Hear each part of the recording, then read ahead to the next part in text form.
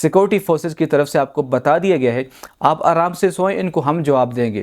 بسم اللہ الرحمن الرحیم۔ میرے تمام دیکھنے اور سننے والوں کو السلام علیکم۔ آپ دیکھ رہے ہیں میرا یوٹیوب چینل اور فیس بک پیج، میں ہوں شراز چغتائی۔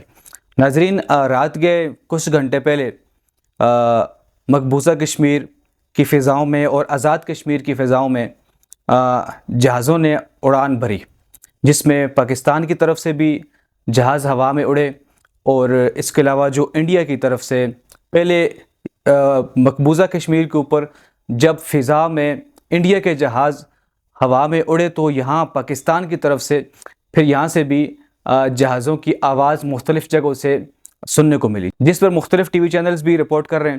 تو اس کی تفصیل کیا ہے میں آپ کو بتاتا ہوں، چونکہ میں خود اس وقت آزاد کشمیر کے اندر موجود ہوں۔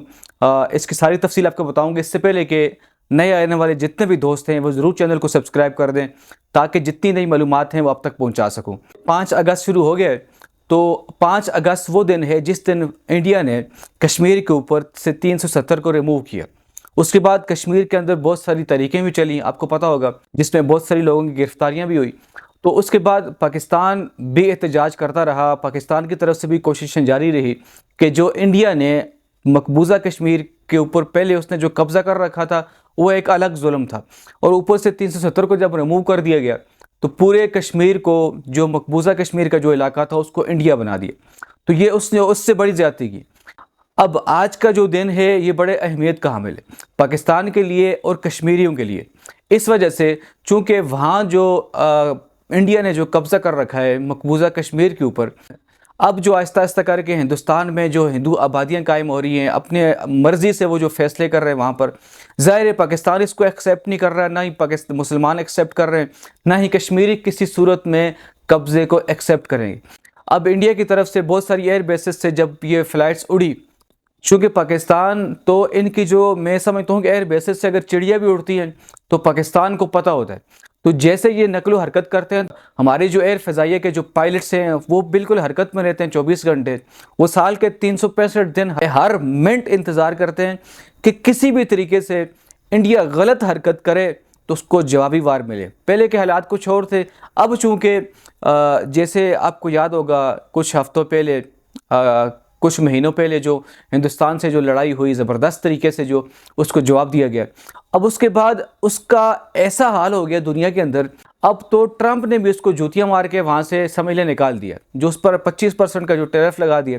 ہر طریقے سے انڈیا کی اکانومی اب خطرے میں ہے، برے حالات ہیں انڈیا کے اندر۔ اب انڈیا جو مودی حکومت ہے، اس کے جو اپنی عوام ہیں وہ بھی ہندوستان کے خلاف کھڑی ہو رہی ہے، انڈیا کی حکومت کے خلاف کھڑی ہو رہی ہے۔ اب اپنی عوام کو مطمئن کرنے کے لیے پاکستان کے خلاف کسی بھی ٹائم پر ہندوستان، مجھے جہاں تک لگتا ہے، یہ سٹرائک کا ارادہ رکھتا ہے۔ اس کے بعد اس کو پتہ ہے کہ اس کے ساتھ کیا ہونے والا ہے، لیکن یہ کوشش کر رہا ہے کہ ذرا سا اگر کوئی پوائنٹ مل جائے حملہ کرنے کا تو یہ کوشش کر کے حملہ کرے گا، جہاں تک مجھے لگتا ہے۔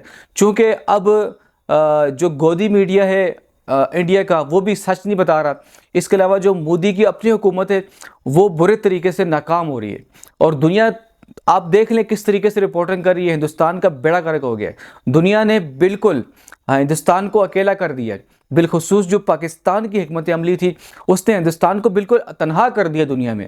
اب اس کی معیشت بھی برے طریقے سے کرائسس میں ہے، وہاں کی عوام بھی سراپا احتجاج ہے۔ آپ نے پچھلے ہفتے دیکھا ہوگا اسمبلی کے اندر کس طریقے سے جو وہاں کے ایم این اے تھے، ایم پی اے تھے، انہوں نے احتجاج ریکارڈ کروایا، جس میں راہل گاندھی نے زبردست طریقے سے اپنی حکومت کے خلاف احتجاج ریکارڈ کروایا، جس میں جنرل عاصم منیر صاحب کی میں سمجھتا ہوں کہ تعریفیں کی اس نے۔ تو اب مودی کی جو حکومت ہے وہ چاہ رہی ہے کہ کسی بھی ٹائم کچھ ایسا کرے تاکہ اپنے لوگوں کو مطمئن کیا جائے، تاکہ دنیا کو مطمئن کیا جائے۔ دنیا ان کے نہ ڈیفنس پر اعتبار کر رہی ہے، ان کو جہاز تک دینے کو تیار نہیں ہے۔ فرانسیسی کمپنی نے کہا یار تم نے تو بیڑا غرق کروا دیا، پوری دنیا میں ہمارا نام ذلیل کروا دیا، تمہارے پاس کیسے پائلٹس تھے کہ وہ اتنے جدید طیارے جو جنگ کے میدانوں میں ناقابل شکست تھے، تو اس کا بیڑا غرق کروا دیا انہوں نے۔ ہمارا تو یہ سمجھ لیں کہ وہ پرانا ماڈل تھا، آپ یہ حساب لگا لیں کہ ایک 70 ماڈل کی گاڑی ہو اور ایک جو ہے 2025 ماڈل کی گاڑی ہو، تو ان کا آپس میں مقابلہ کیسے ہو سکتا ہے؟ لیکن ہمارے جو پائلٹس تھے ان کی مہارت نے ان کو وہ منہ توڑ جواب دیا تھا کہ ان کے جدید ترین جو طیارے تھے ان کو مار گرائے۔ اب دنیا بھی ان پر اعتبار نہیں کر رہی اور نہ ہی کوئی ان کو اس طریقے سے اسلحہ دینے کو تیار ہے۔ تو اب یہ انڈیا کی جو حکومت ہے، مودی جو حکومت ہے، وہ کچھ نہ کچھ کرے گی۔ تو فی الوقت میں آپ کو بتاؤں کہ آزاد کشمیر کے اندر حالات نارمل ہیں۔